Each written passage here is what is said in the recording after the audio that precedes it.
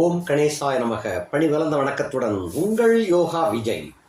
வரம் தரும் வக்கிரச்சனி.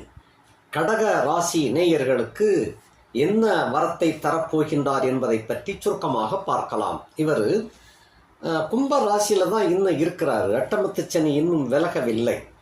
விஸ்வாவசு வருஷம் ஆனி மாதம் 18ஆம் தேதி, அதாவது ஆங்கில தேதிக்கு 2/7/2025 புதன்கிழமை பிற்பகல் 3:12 அளவில் பூரட்டாதி நட்சத்திரம் 3ஆம் பாதம், அதாவது கும்பராசினுடைய கடைசி பாதம், அது 9 பாதங்களில் கடைசி பாதம், அந்த பாதத்தில் தான் அவர் வக்கரம் ஆகின்றார்.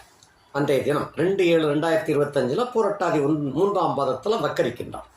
இவர் வக்கரிக்காமல் இதே நேர்பயணத்தில் போகிறாரு அப்படின்னு சொன்னால் அந்த மீனராசி பூரட்டாதி நட்சத்திரம் 4ஆம் பாதத்துக்குள்ள என்ட்ரி ஆயிருப்பார்.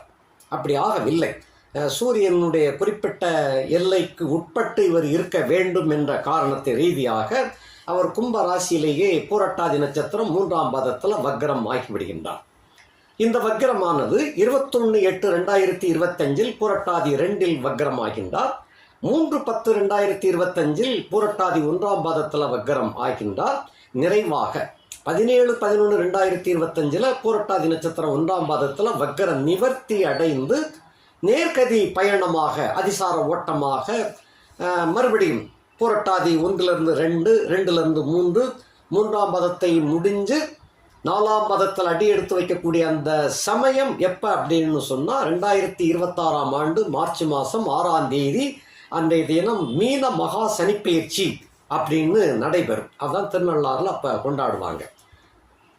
கிட்டத்தட்ட கடகராசிக்காரர்களுக்கு உங்களுக்கு கழிந்த 5 வருஷ போராட்டங்கள், ஏன்னா கண்டச்சனி எப்போ வந்துச்சோ அந்த கண்டச்சனி நாளில் இருந்தே உங்களுக்கு போராட்டம் கடுமையான போராட்டமாக போராடி கொண்டிருக்கின்றீர்கள். கடகராசிக்காரர்களுக்கு சொல்லொன்னா துயரங்கள், கஷ்டங்கள், அவமானங்கள், இடர்பாடுகள், தோல்வி மேல் தோல்வி, இவைகளெல்லாம் தொடர்ந்து சந்தித்து கொண்டு வரக்கூடிய உங்களுக்கு அப்பப்போ குரு ஒரு ஆறுதலாக அப்பப்போ ஏதாவது ஒரு யோகத்தை கொடுத்துக்கிட்டு இருக்கிறார்.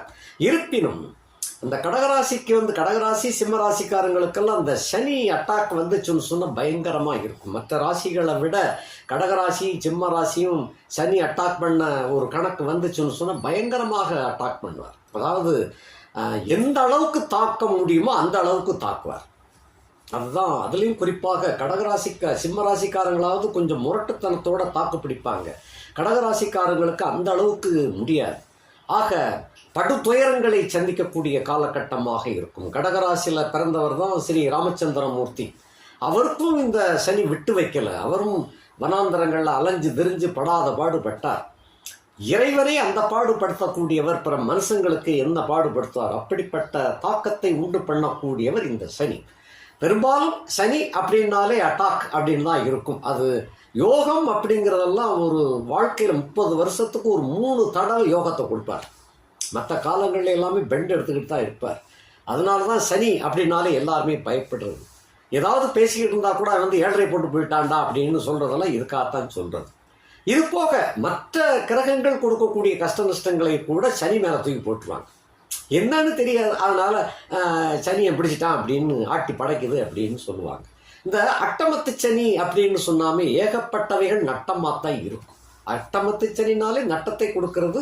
நட்டத்தை கொடுத்தால் வாழ்க்கையில் முன்னேற முடியாது. கேவலப்படுதல், சங்கடப்படுதல், குழப்பம் அடைதல், இடம் விட்டு இடம் பெயர்தல், காணாமல் போகுதல், கோச்சிக்கிட்டு போகிறது எல்லாமே இருக்கும். தான் கோச்சு போகாட்டி இல்லைன்னா மனைவி கோச்சிட்டு போயிடுவா. இந்த மாதிரி பலவிதமான கஷ்ட நஷ்டங்களை எல்லாம் கொடுத்து வாழ்க்கைன்னா என்ன அப்படிங்கிறத அப்படி புடம் போட்டு காட்டிடுவார். சரி, அப்படிப்பட்ட நிலையில் உள்ள கடகராசியில் பிறந்த உங்களுக்கு இந்த வக்கர சனியானவர், அதாவது இப்போ கொடுக்கின்ற சனியும் இருக்கின்றார், கெடுக்கின்றவர் அப்படிங்கிறது போக யாருக்கு அடிக்கிறதுக்கு உரிமை இருக்கிறதோ அவங்களுக்கு தான் அணைப்பதற்கும் உரிமை உண்டு.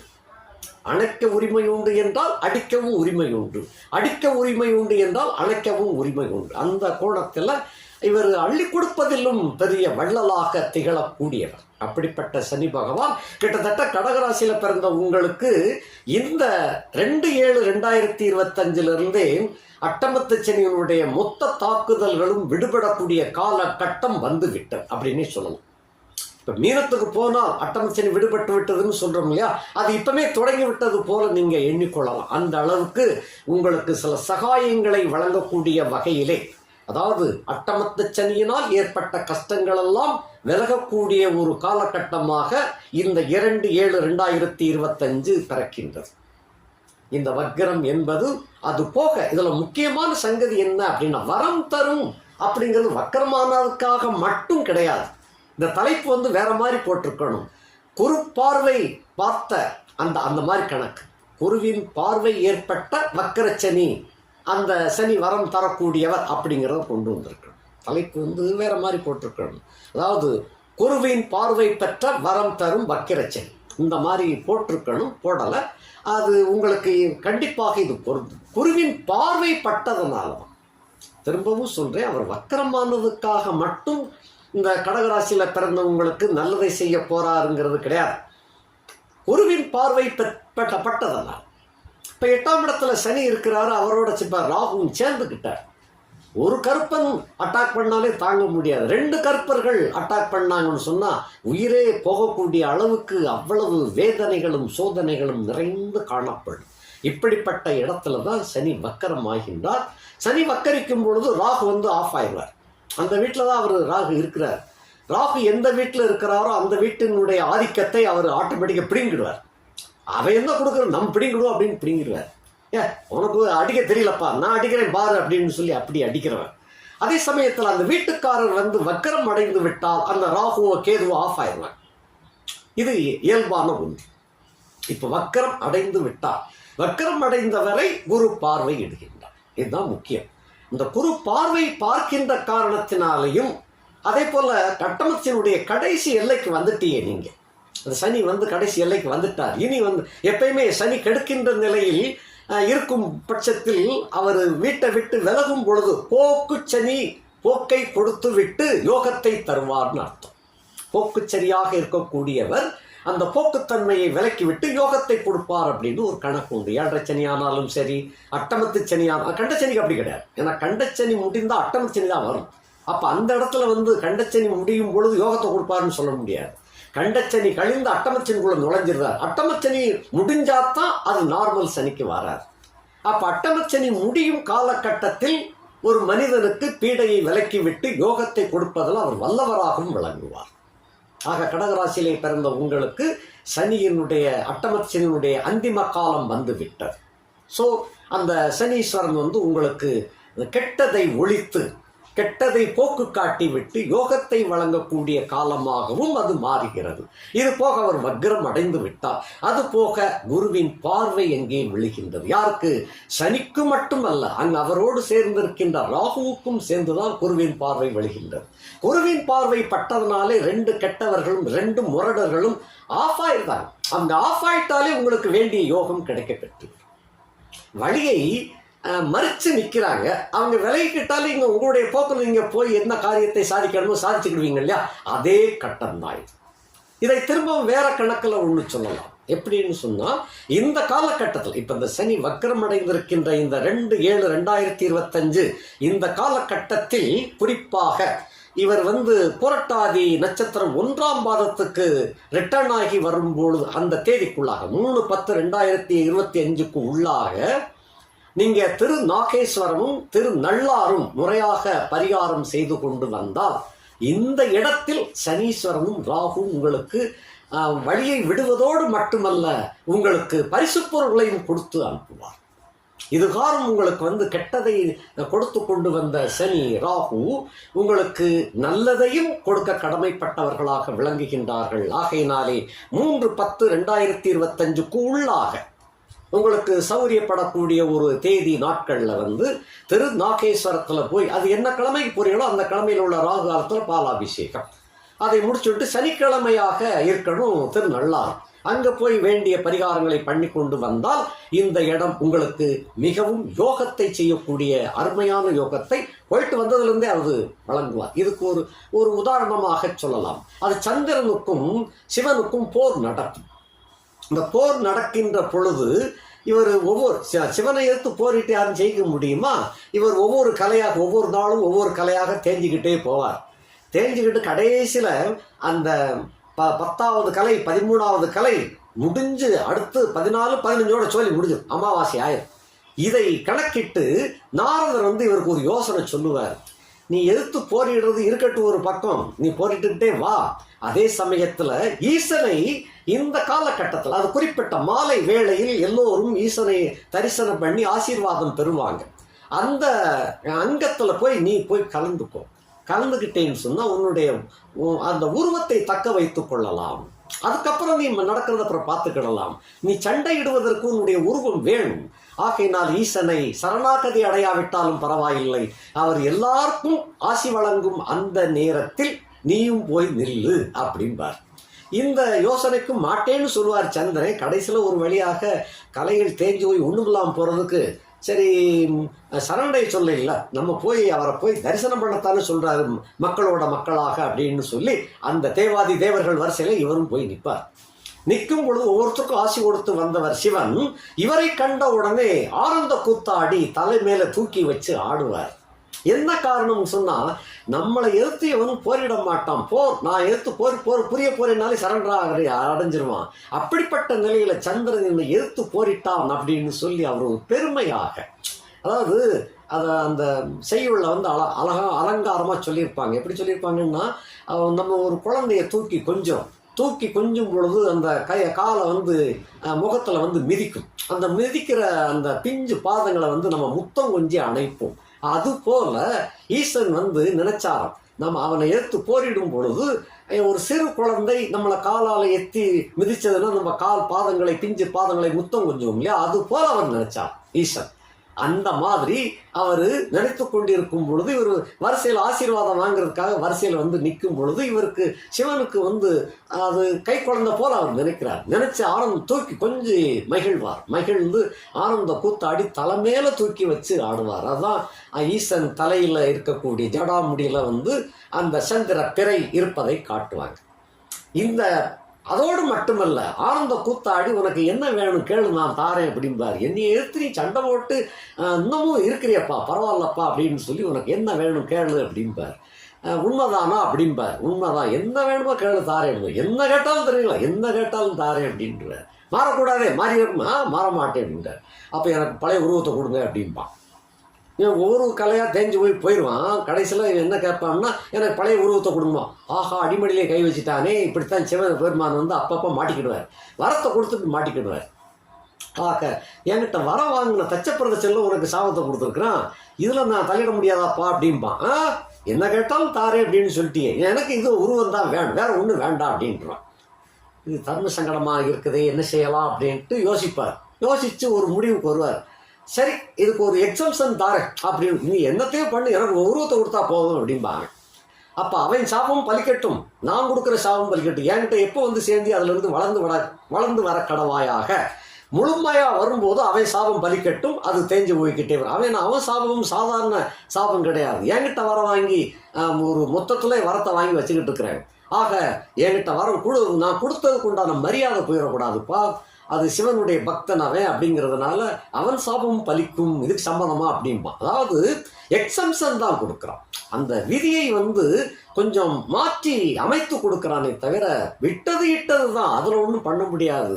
அதாவது என்ன செய்வோம் அப்படின்னா, பயணம் பண்ணிக்கிட்டு இருக்கிறோம், குறுக்க ரோடு கட் பண்ணி கிடக்குது, ஒரு பக்கத்தில் போர்டு இருக்கும், bridge repair, go slow take diversion போட்டிருப்பாங்க. என்ன அப்படின்னா, மாற்றுப்பாதையில் மெதுவாக செல்லுங்க ஐயா அப்படின்னு அர்த்தம். இதில் நேராக போக முடியாது, கீழே இறங்கி மெதுவாக ஆடி அசைஞ்சு கிளுங்கி செஞ்சு மேலே ஏறி அதுக்கப்புறம் போய்க்காங்கப்பா அப்படின்னு டேக் டைவர்சன் கோஸ்ல ஒன்று போட்டிருப்பாங்க இல்லையா. அது போல் மாற்று வழி அந்த உடஞ்சிருச்சு, அதுக்காக அந்த பயணம் பண்ண முடியாது. அப்போ என்ன செய்ய முடியும், போய்த்தான் ஆகணும். ஸோ மாற்றுப்பாதையில் போங்க, இதுதான். அதே போல் தான் பரிகாரம் என்பது அப்படித்தான். ஒரு பரிகாரம் சொன்னால் விதிச்ச விதி தான். மழை பெஞ்சுட்டு இருக்கு, அதை நிப்பாட்ட முடியாது, அது பெஞ்சுட்டு தான் இருக்கும். ஒரு கொடையை கொடுத்து போயிட்டு வாங்கப்பா அப்படின்னு சொல்கிறோம்னா அது போல் கொடை என்பது தான் பரிகாரம். அதுபோல் ஈசன் அன்றைக்கே ஒரு பரிகாரத்தை சொல்லிட்டார். எப்படின்னு சொன்னால், அவன் விட்ட சாவம் தான்ப்பா, நீ ஏன்ட்ட நின்ன, நீ கேட்டதுனால இதிலிருந்து உனக்கு என்னுடைய சாபம் பலிக்க கடவுது, வளர்ந்து வர கடவாய் அப்படின்ட்டார். ஆகையினால அன்று முதல் வளர்ந்தான். வளர்ந்து முடிந்த உடனே தச்ச பிரதன் சாபம் பலிக்கும், தேய்ந்து போய் கொண்டு இருக்கின்றான். மறுபடியும் தேய்ந்து போய் முழுசா கடைசியில் ஒன்றுலாம் போகும்போது ஈசன் சாபம் பலிக்குது, வளர்ந்து வலிக்கிறான். இதுதான் அந்த கணக்கு. அதே போல இப்ப சனியன் உங்களோடு போர் தொடுத்துக்கிட்டு இருக்கிறாரு. இது சனி இந்த இடத்துல ஈசன் வச்சுக்காங்க, நீங்க இந்த இடத்துல சனியன் போல வச்சுக்காங்க. ஆக நீங்கள் போய் திருநள்ளாறு போய் சரணடைந்தால், சரணடைய வேண்டாம், அவரை போய் தரிசனம் பண்ணுங்க, உங்களுக்கும் அவர் யோகத்தை கொடுப்பார். இதுதான் கணக்கு. இதில் போயிட்டு வந்தீங்கன்னு சொன்னால், அதாவது குறிப்பாக 3/10/2025 எவ்வளவு சீக்கிரம் போக முடியுமோ போயிட்டு வாங்கும். அதான் கணக்கு. வக்கர நிலை அடைந்த பின் அதுதான் கணக்கு. 2/7/2025 பின், அதுக்கு முன்னால் நீங்கள் போயிட்டு வந்தது வேற, அது சாதாரணம். இப்போ நீங்கள் போயிட்டு வர அவர் வரம் கொடுக்கக்கூடிய நிலையில் இருக்கின்றார்.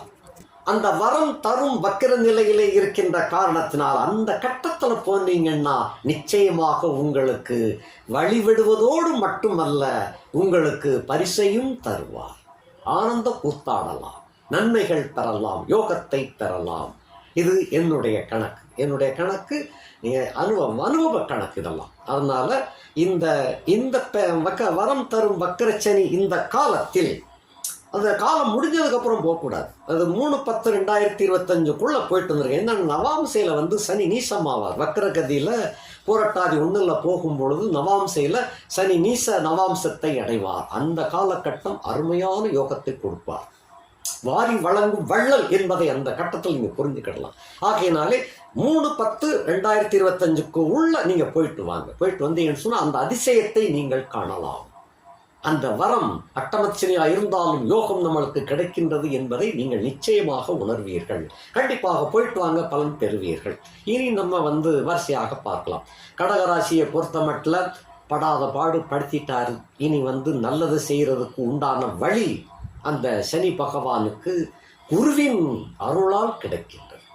ஒரு கெட்டவன் நல்லவன் ஆகலாம், நல்லவன் தான் கெட்டவன் ஆகப்படாது. ஆக கெட்டவனாக இருக்கின்ற தெரிகின்ற உங்களுக்கு ஏதோ 8ல் இருந்ததுனால கெட்டவன், வேற ஒன்றும் இல்லை. அவர் எப்போதும் நல்லதைத்தான் செஞ்சுக்கிட்டு இருக்கிறாரு. அது நம்ம செய்த பாவ புண்ணியங்களுக்கு தகுந்தவாறு அவர் அள்ளி கொடுக்குறாரு, இல்லைன்னா கிள்ளி விடுறாரு. இந்த கிள்ளி விடுவதை விட்டு விட்டு அள்ளி கொடுக்கக்கூடிய நிலையில் அவர் வரும் பொழுது நாமளும் அதுக்கு தகுந்தபடி நடந்து கிடணும். அதைத்தான் இந்த அட்டமத்து சனியானவர் அவருடைய போக்கு முடிவடைந்து 9ஆம் இடத்தை பக்கத்தில் வந்துட்டார். இனி உங்களுக்கு எந்த விதமான பயமும் இல்லை, நல்ல யோகத்தை செய்ய காத்திருக்கின்றார். சிம்ம ராசிக்காரங்க உஷாராகணும். சிம்ம ராசிக்காரங்களுக்கு இந்த வக்கரச்சனி நல்லது. இது முடிஞ்சதுக்கப்புறம் அடுத்து மீனத்துக்கு போகும்போது அட்டமச்சனியாக வந்துடுவார். அவங்க தான் கவனமாக இருக்கணும். உங்கள் குடும்பத்தில் யாரும் சிம்ம ராசிக்காரங்க இருந்தாங்கன்னா உஷார்படுத்தணும். அவங்களும் இந்த இடத்துல திருநள்ளாறு போயிட்டு வந்துட்டாங்கன்னு சொன்னால் அவங்களும் இந்த அளவில் தாக்கு பிடிக்க முடிவதோடு அட்டமச்சனியை அவங்க எளிதாக கடந்து கொள்ள முடியும். இதுதான் என்னுடைய இது.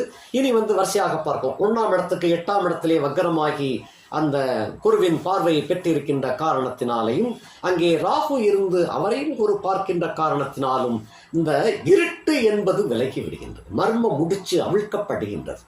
8ஆம் இடத்துல இருக்கின்ற 2 இருட்டு கிரகங்கள், அந்த இருட்டு கிரகங்கள் மொத்தத்தில் வழியை மறைப்பதோடு மட்டுமல்லாக ஒரு இருளையும் உண்டாக்கி விடுகின்ற காரணத்தினாலே காரிருள் அப்படின்னு சொல்லுவோம், அடர்ந்த இருள் அப்படின்னு சொல்லுவோம். அந்த மாதிரி குளிர்காலத்தில் தெரியும். குளிர்காலத்தில் நடு நிசில காட்டுக்குள்ளே போனோம்னா அடர்ந்த இருள், அந்த கும்மிருட்டு அப்படின்னு சொல்லுவாங்க. அதுபோல் ஒரு பங்கு அல்ல 2 பங்கு கும்மிருட்டு. அந்த இடத்துக்குள்ளே நம்ம நிற்கும் பொழுது ஏதாவது ஒரு சின்ன காரோ இல்லை 2 வீலர் பைக்கு லைட்டோ இல்லை எங்கேயோ ஒரு மின்னல் வெளிச்சமோ கிடைச்சதுன்னு சொன்னால் எவ்வளவு சந்தோஷமாக இருக்கும். அதுபோல் 8ஆம் இடத்துல இருந்து வருகின்ற இந்த வக்கரச்சனையும் ராகுவையும் குரு பார்வையிடுகின்ற காரணத்தினால உங்களுக்கு இருட்டிலிருந்து விடுபடக்கூடிய தன்மை வழி கிடைத்து விட்டது. ஒளி கிடைத்தது, வழி கிடைத்தது. இந்த மாதிரி இன்றைய நிலையிலிருந்து அது ஆரம்பம் ஆகின்றது. ஆகையினாலே இப்பொழுது நீங்கள் எடுக்கும் முடிவுகள் எல்லாமே ஒன்றொன்றும் ஒவ்வொரு நிலையை, ஒவ்வொரு வித்தியாசமான நிலையிலே எட்டி முன்னேறக்கூடிய ஒரு பாக்கியம் கிடைக்கவிருக்கின்றது. இதையும் வேறு ஒரு உதாரணமாக சொல்லலாம். 1000 அடி பள்ளத்தில் விழுந்துட்டீங்க, 5 வருஷமாக போராடிக்கிட்டு இருக்கிறீங்க. 5 வருஷ போராட்டத்தில் இப்போத்தான் 5 வருஷம் உயிரோடு இருக்கிறீங்க. அங்கே என்னென்னமோ கிடைச்சதை அதை சாப்பிட்டுக்கிட்டு உயிரோடு இருக்கிறீங்க. அப்படி இருந்தவர்களுக்கு, இருந்து கொண்டிருக்கக்கூடிய கடகராசிக்காரர்களுக்கு இப்பத்தான் வெளியில இருந்து யாரோ ஒருத்தர் எட்டி பார்க்கிறார். ஆஹா, உள்ள ஒரு மனுஷன் மாட்டிக்கிட்டான்டா, எல்லாரையும் குரல் கொடுத்து எல்லாரையும் வரவழைக்கிறான். இந்த மாதிரி கட்டம் இது. நீங்க இனி உங்களை மேலே தூக்கி கொண்டு வந்து ஆசுவாசப்படுத்தி குளுக்கோஸ் ஏற்றி இனி மெல்ல மெல்ல உங்களுக்கு ஆசுவாசப்படுத்தி கொஞ்சம் கொஞ்சமாக உங்களுடைய பிரக்ஞையை வளர்க்க வேண்டும். ஆக யாருமே எட்டி பார்க்காம இருந்த உங்களுக்கு இப்போ ஒரு மனிதர் பார்த்து விட்டார், அவர் எல்லாருக்கும் தகவல் கொடுத்து விட்டார், உங்களுடைய ஆபத்து கட்டம் நீங்கிவிட்டது என்ற தைரியம் உங்களுக்கு கிடைக்கப் பெறுகின்றீர்கள். ஆகையினாலே வழி மறித்த கிரகங்கள், வழி மறித்த அந்த இருளர்கள் விலகி ஒளி கொடுக்கின்றார்கள். ஆகவே முட்டுக்கட்டையாக நின்ற அனைத்து பீடைகளும் உங்களுக்கு விலகுகின்றன. இதன் மூலமாக குடும்பத்தில் எத்தனை இழப்புகள் ஏற்பட்டிருந்தாலும் அத்தனையும் சரி கட்டக்கூடிய வகையிலே உங்களுக்கு வாழ்க்கையில் ஒளி கிடைக்கப் பெறுகின்றீர்கள். அடுத்தபடியாக 2ஆம் இடத்துக்கு 7ஆம் இடத்திலே இப்படி இருக்கின்ற காரணத்தினாலே அந்த கணவன் மனைவி பிரச்சனைகள் கடும் பிரச்சனைகள் ஆகி எல்லாம் விடுபட்டு போயிருக்கும். நிறைய பேருக்கு, சில பேருக்கு டைவர்ஸு முடிஞ்சு பல மாதங்களாக 2-3 வருஷம் கூட ஆயிருக்கலாம். கண்டச்சன்லேயே அட்டாக் பண்ணி இருக்கும். அடுத்த அட்டமச்சனி சில பேர் மிச்ச மீதிகளெல்லாம் அட்டாக் பண்ணி இருக்கும். ஆகையினால குடும்ப ஒற்றுமை குறைந்து இருக்கும். இதையும் தாண்டி நல்ல தசை நடந்து கொண்டிருப்பவர்களுக்கெல்லாம் குடும்ப ஒற்றுமை எப்போதும் போல இருக்கும். சின்ன சின்ன கருத்து வேற்றுமைகளோடு ஓடிக்கொண்டு அவங்கள பற்றி பிரச்சனை இல்லை. அவங்களுக்கு அதாவது அஷ்டவர்க்க யோக சக்கரத்தில் மேலோக்கிய பலன்களாக இருக்கும். அவங்கள பற்றி ஒன்றும் பிரச்சனையே இல்லை. சனி எந்த பக்கம் போனான்னு, குறி எந்த பக்கம் போனான்னு அவங்களுக்கு எதுவுமே தெரியாது. கோடீஸ்வரனுக்கு பசி எப்படின்னா என்னன்னே தெரியாது. அது போல அப்படி 1-2 பேர்கள் இருப்பாங்க, 100-2 பேர் இருப்பாங்க. அதை வச்சு எல்லாரையும் நம்ம கனெக்ட் பண்ண முடியாது. மிச்சம் இருக்கிற அத்தனை பேருமே படாத பாடுபட்டு இருக்கிறாங்க. அவங்களுக்கு தான் இப்போ நம்ம பேசுறது. ஆக அப்படிப்பட்டவர்களுக்கு இப்பொழுது ஆறுதலாக கிடைக்கக்கூடிய வகையிலே விடுபட்டவர்கள் உங்களோடு கலந்துரையாடக்கூடிய கட்டம், விடுபட்ட மனைவி தேடி வரக்கூடிய கட்டம், அல்லது உங்களோடு தொடர்பு கொள்வாள், விடுபட்ட நண்பர்கள் தேடி வரக்கூடிய காலகட்டம், விடுபட்ட அந்த பார்ட்னர்ஷிப் நண்பர்கள் அவர்களும் உங்களை நோக்கி வரக்கூடிய காலகட்டம். இவைகள் ஆரம்பம் தான், அவ்வளவுதான். தனம், குடும்பம், வாக்கு கொஞ்சம் கொஞ்சமாக சிறப்படையக்கூடிய ஒரு கட்டம். அடுத்து தனம் பெருகிவிட்டாலே வாழ்க்கையில் எல்லாமே சரி செய்யப்படும். இந்த கலியுகத்தில், அந்த காலத்தில் அப்படி இல்லை, குணம் தான் முக்கியம். இந்த காலத்தில் குணம் முக்கியமோ இல்லையோ பணம் முக்கியம். பணம் இருந்தாலோடய யாரும் மதிக்க மாட்டாங்க. ஆகினால பண வருமானம் உங்களுக்கு இப்பொழுது தாராளமாக கிடைக்கப் பெறுவீர்கள். அடுத்து 3ஆம் இடத்துக்கு 6ஆம் இடத்துல இருக்கின்ற காரணத்தினாலே எல்லா தைரியத்தை இழந்து நிராயுதபாணியாக நின்று கொண்டிருக்கும் உங்களுக்கு ஒரு கையில் ஒரு சின்ன ஆயுதம் கிடைத்தால் எப்படி இருக்கும்? அந்த யோகம் உங்களுக்கு இப்பொழுது வந்துவிட்டது. ஆக துணிவு கிடைக்கப் பெறுகின்றீர்கள், தைரியம் கிடைக்கின்றீர்கள். அதே போல தன் நம்பிக்கை துளிர் விடுகின்றது. அப்படிப்பட்ட யோகம் ஆரம்பம் ஆகின்றது. யார் யாரெல்லாம் உங்களை விரட்டினார்களோ அவர்களே இப்பொழுது அனுதாபம் காட்டி உங்களுக்கு ஆதரவு காட்டக்கூடிய வகையிலே வந்து நிற்கின்றார்கள். இதுதான் முக்கியமான சமாச்சாரம். ஆக காலங்கடந்த ஒரு அன்பு என்றாலும் கூட உங்களுக்கு இப்பொழுது வாழ்க்கையிலே நம்பிக்கை துளிர் விடுகின்றது. இனி வாழ்ந்து காட்டி விடலாம் என்ற ஒரு எண்ணம் உதயமாகி விடுகின்றது. ஆக பயணங்கள் சிறப்படைகின்றது. அதே போல நண்பர்கள் வரவும் கிடைக்கின்றது. அதே போல இன்னும் சொல்லப்போனால் முயற்சிகள் வெற்றி தரக்கூடியதாக அமைந்து விடுகின்றது. 3ஆம் இடம் என்பது முயற்சியையும் குறிக்கும். முயற்சியினால் வெற்றி கிடைக்க வேண்டும். முயற்சியிலே பல தடவை தோல்வியை தழுவிய உங்களுக்கு விடாத முயற்சி, அடாத வேலை எல்லாம் பார்த்து பார்த்து பார்த்து இப்பொழுது வெற்றி கனியை தொட்டு பறிக்கும் நேரம் வந்து விட்டது. அதே போல தாம்பத்திய உறவும் சிறக்க ஆரம்பிக்கும். அடுத்தபடியாக 4ஆம் இடத்திற்கு அவர் 5ஆம் இடத்திலே இருக்கின்ற காரணத்தினாலே தாய் சுகம், கல்வி, வலிமை அடையும். அந்த தாய் வழியிலே உள்ள பூர்வ புண்ணிய சொத்து பத்துக்கள் கிடைக்கப் பெறுவீர்கள். தாய் வழி உறவு மேலோங்கும். இதுவரை தடையாக இருந்தது, இனி மேலோங்கக்கூடிய காலகட்டம். தாய் வழி சொத்துக்கள், எங்கேயோ இருந்த சொத்துக்கள் எல்லாம் இப்பொழுது உங்களுக்கு செய்தி கிடைக்கின்றது. அது உனக்குத்தான்ப்பா வந்து சேரும், உனக்கு ஒரு பங்கு இருக்கு அப்படின்னு சொல்லக்கூடிய வார்த்தை கிடைக்கும். வீடு சுமூகமாக இருக்கும். வண்டி வாகனங்கள், இதுவரை வண்டி வாகனமே இல்லாதவர்கள் இப்ப வண்டி வாகனம் வாங்கலாம். அந்த அளவுக்கு ஒரு முயற்சி பலிதம் அடைந்து வரவுகள் கூடி வண்டி வாங்கக்கூடிய அளவுக்கு திறன் மேம்பாட்டு கிடைக்கும்.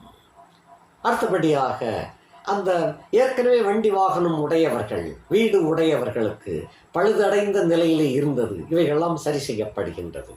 அடுத்த 5ஆம் இடத்துக்கு 4ஆம் இடத்திலே இருக்கின்ற காரணத்தினாலே குலதெய்வ வழிபாடு ரொம்ப ரொம்ப குறுகியதாக இருந்தது. இந்த இப்ப சனி வக்கரம் பெற்று இருக்கின்ற காரணத்தினாலே குலதெய்வ வழிபாடு சிறப்படையும்.